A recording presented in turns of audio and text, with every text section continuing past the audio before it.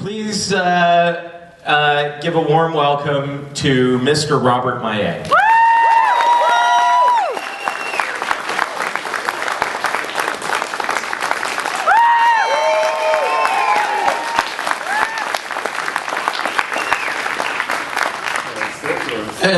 Oh, would you? So, Rob, before we get started, there is that a little small? Do you want to switch? Are you? Okay. I feel so superior all of a sudden. Can you hear me? I can hear you. Can you hear him? Yeah. All right.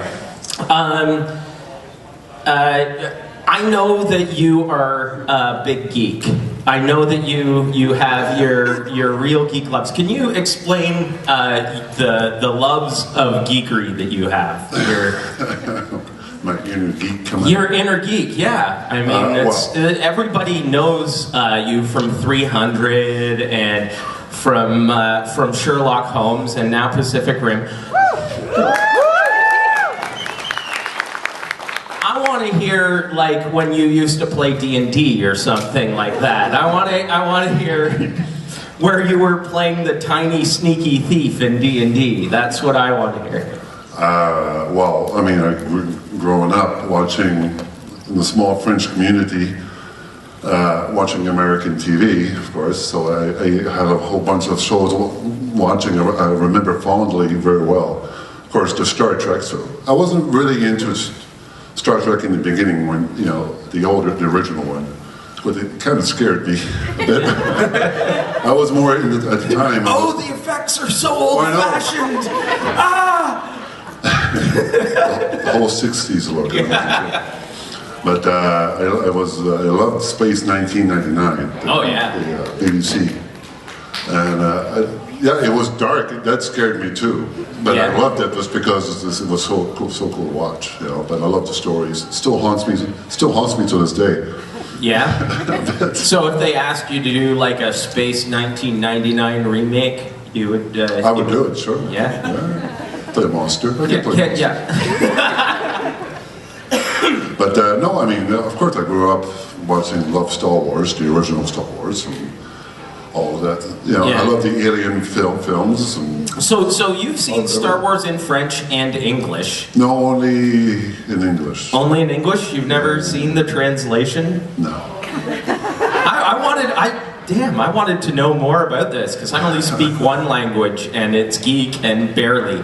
So, okay. We have a microphone right up here. We only have 45 minutes for this panel. So if you want to ask Rob a question, please line up there. Otherwise, it's just going to be me talking to Rob and, well, I'm cool with that. Yes? Hello? Can we get that mic on? Test. There we go. Okay, hey, yeah, so I'm a great big fan. Absolutely love your work, Mr. Maillet. And I've got two questions for you, one short one and one that's possibly a bit longer. So I guess first, tu t'identifies-tu comme un Acadien? Do you identify yourself as an Acadian? Absolutely. Awesome, awesome.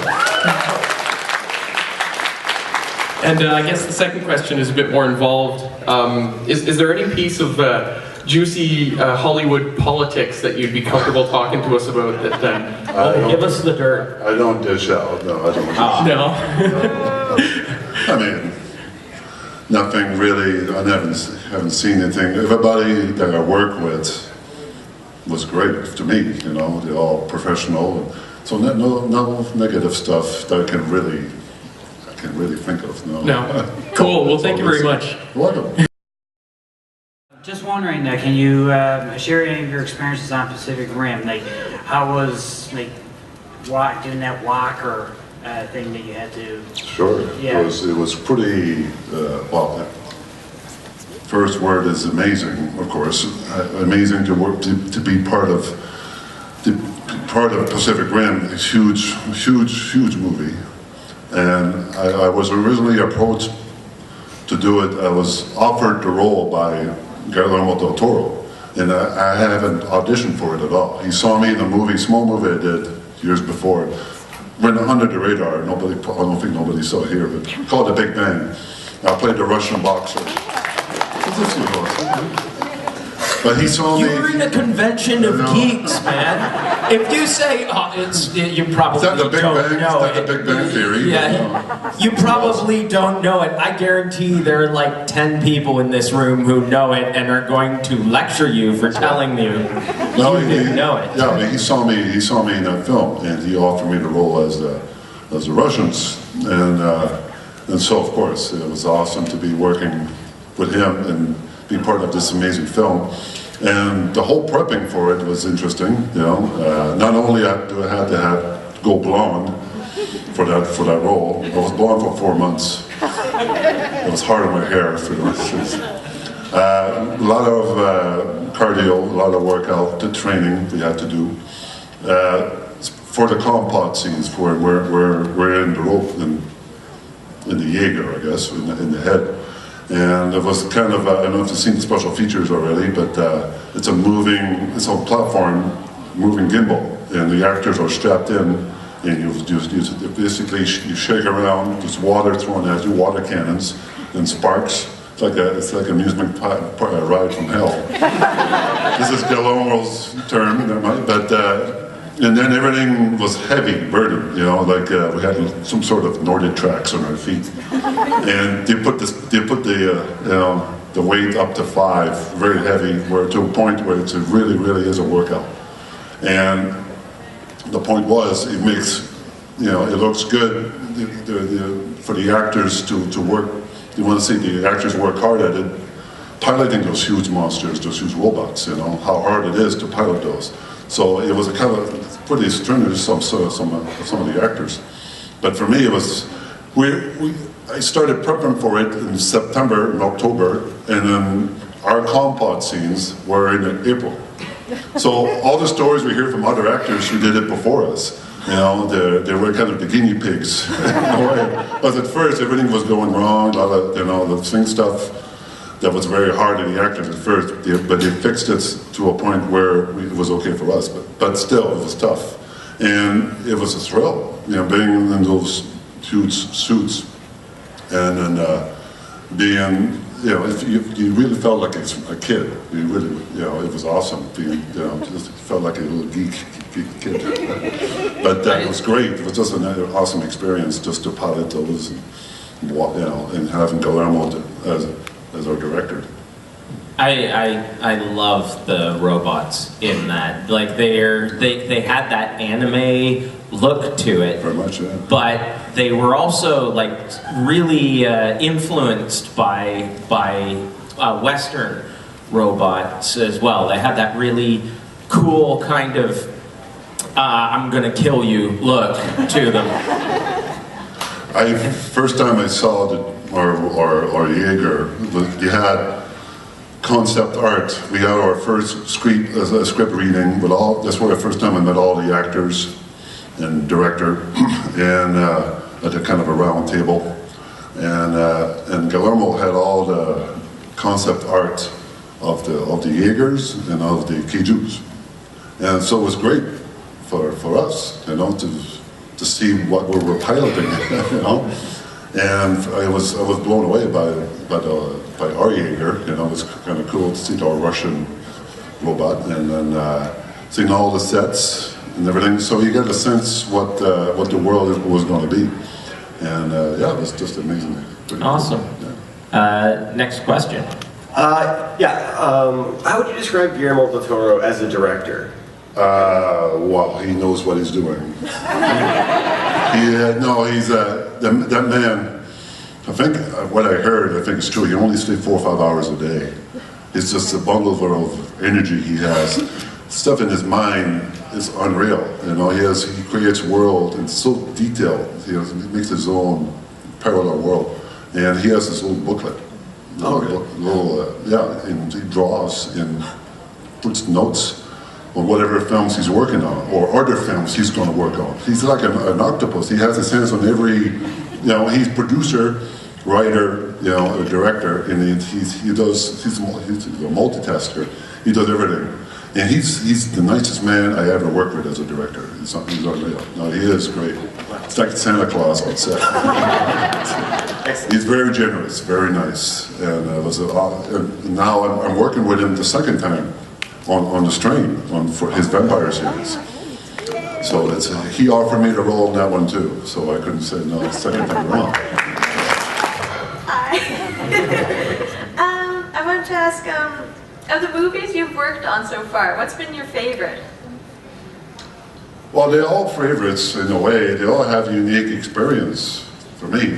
I can't really, I mean, I think Sherlock Holmes stuck out for me because obviously working on Sherlock Holmes, you're working with Robert Downey Jr.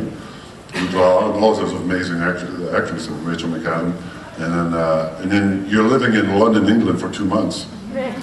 You know, it's two different experiences for me, but and it was a great role for me. It was you know, 300 was great. I love my experience in 300, but I was later in makeup, 6 hours of makeup, and so on this one, Holmes, you see me. You know, only a little bit of a scar I have, but you see me, which is great. You know, for an actor, it's good to see, you know, to expose in the film the amount of publicity I had for the film, and it was a great experience all around. But each film has a unique, special thing for me, you know. So it's all special for me. So I can't really pick one. It's hard to. Good outfit, by the way. Strain. Who knows about The Strain? All you need to know is Guillermo del Toro vampire, and then you see what direction they go to. I mean, we're not going to be Twilight cute vampires. They promise you won't sparkle? We're not going to sparkle. Because that pretty much ended vampires for me. Well, we're taking it back to its roots. It gotta be, so what we need is a fan art picture of a giant vampire, Robert Maillet, picking diamonds off of the skin one by one. Tearing heads off of the Twilight characters.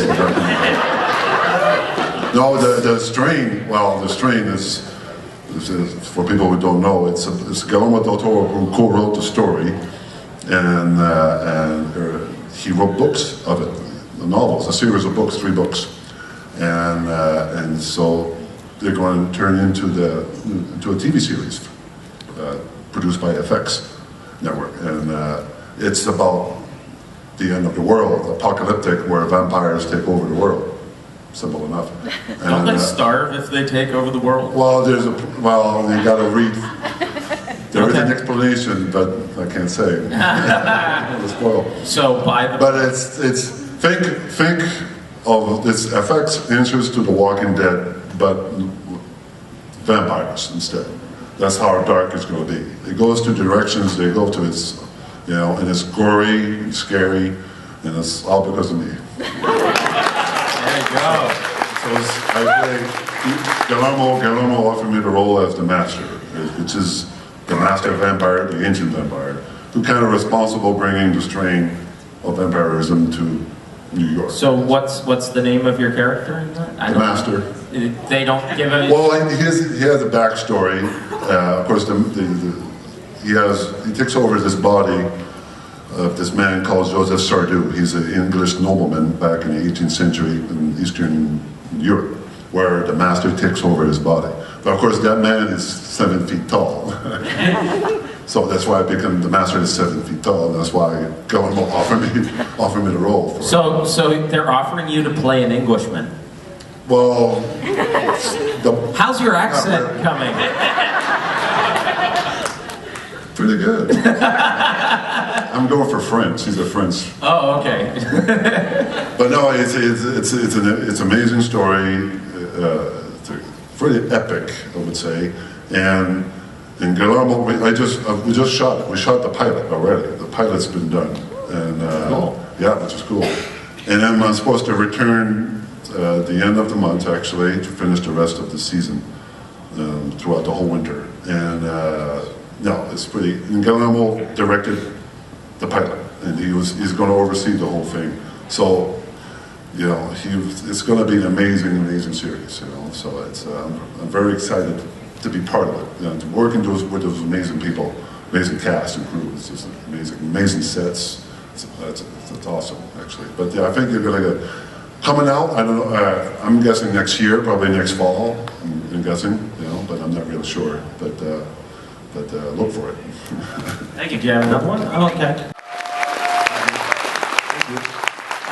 It was a great treat to have you on stage. We are going to clear off and bring the next person up. So, All right. thanks, Rob. Well, thank you. And we'll see you around.